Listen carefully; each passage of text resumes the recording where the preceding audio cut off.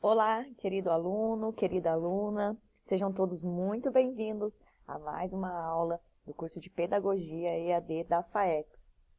Hoje aqui em um cenário um pouco diferente, mas estas aulas serão substituídas pelas aulas que são gravadas aí no nosso estúdio de educação à distância.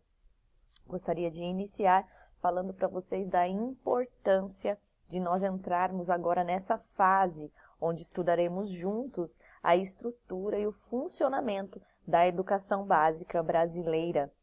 É muito importante que todos nós estejamos muito atentos a esses quesitos pontuais dentro da nossa atuação profissional, porque se nós não conhecermos bem as instâncias, não conhecermos bem os segmentos, as etapas de ensino, nós também não conseguiremos desenvolver bem o nosso raciocínio, a nossa prática pedagógica, dentre outras atividades que concernem aí a nossa profissão, não é mesmo? Vocês poderão atuar enquanto professores, mas nós sabemos que vocês podem atuar também em outras áreas da sociedade. De toda forma, é importante que o pedagogo esteja atento, que ele conheça e que ele saiba bastante a respeito da área de atuação, onde ele resolveu desenvolver as suas capacidades profissionais. Não é mesmo? Com certeza, muitas coisas nós aprenderemos também na aplicação das nossas rotinas diárias. Nós aprenderemos quando adentrarmos aos espaços escolares. Mas conhecer essa estrutura, conhecer esse funcionamento de forma teórica é importantíssimo também para que de início nós já consigamos saber um pouco a respeito da educação no Brasil. Bom, como eu disse para vocês, a importância de conhecermos a respeito da estrutura e do funcionamento da educação básica traz também a importância de conhecer outras coisas que fazem aí fronteira com esse assunto.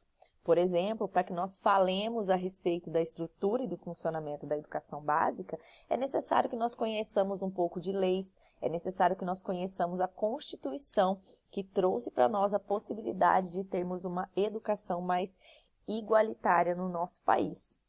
Bom, nós temos a Constituição de 1988, que, diferentemente de outras constituições, trouxe uma intensa participação de comunidades científicas, corporativas, profissionais, trouxe também a participação de especialistas, de grupo de pesquisas a respeito da educação, e o capítulo da educação nessa Constituição é que traz ela enquanto dever do Estado oferecer a educação a todos os cidadãos brasileiros.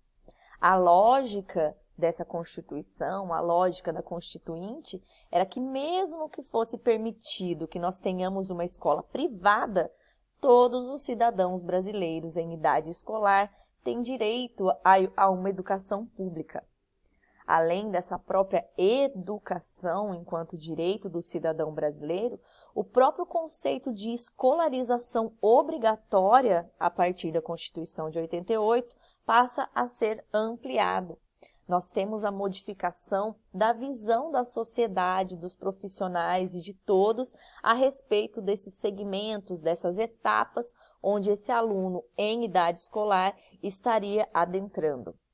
A educação infantil, por exemplo, ela deixou de oscilar entre a assistência social e a educação. E na outra ponta, nós temos o ensino médio, que se tornou progressivamente obrigatório entre os jovens de 15 a 17 anos.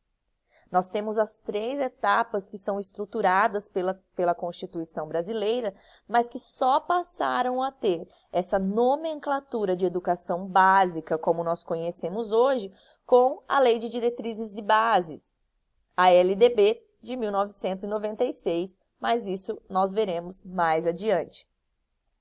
Com a Constituição de 1988, o dever do Estado com relação à educação se tornou mais claro, se tornou mais explícito e também mais abrangente.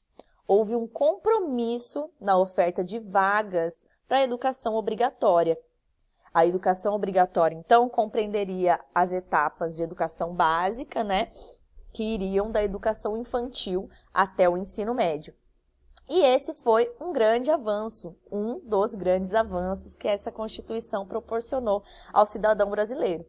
Um dos efeitos dessa grande expansão foi o início da localização de alguns, ou melhor, de muitos estudantes que deveriam estar dentro da escola, deveriam frequentar a instituição escolar, mas que até então eles eram invisíveis. As pessoas com deficiência, por exemplo, começaram a ter mais segurança para buscar as escolas comuns e houve também uma grande preocupação com parte do governo sobre o recenseamento da população brasileira, porque quando o Estado passa a ter a obrigação de ir atrás desses estudantes, nós temos então que conhecer e ver onde estão esses alunos que estão dentro da faixa etária de educação obrigatória.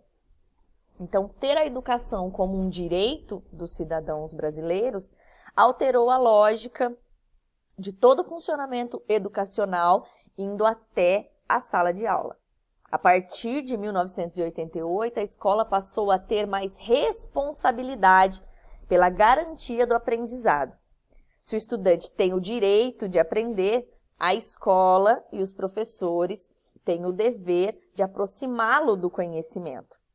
E quando a educação pública passou a tomar de grandes dimensões, as instituições privadas e a regularização dessas localidades foram um ponto de intenso debate.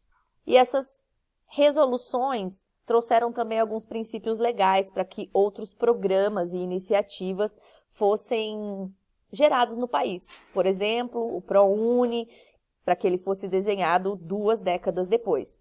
Mas é importante que nós vejamos que iniciativas outras também passaram a fazer parte do nosso cotidiano, também passaram a existir dentro da sociedade escolar a partir da Constituição de 1988. Então, eu convido você a aprender um pouco mais, a buscar um pouco mais de informação sobre essa Constituição, porque ela altera, como a gente já viu, né, as formas de conhecimento, as formas de acesso e também a forma de ingresso e busca desses alunos que até então estavam fora da escola, mas que a partir dessa legislação passam a ser obrigados a ter esse acesso que é dever do Estado e que é direito garantido de todos os cidadãos brasileiros.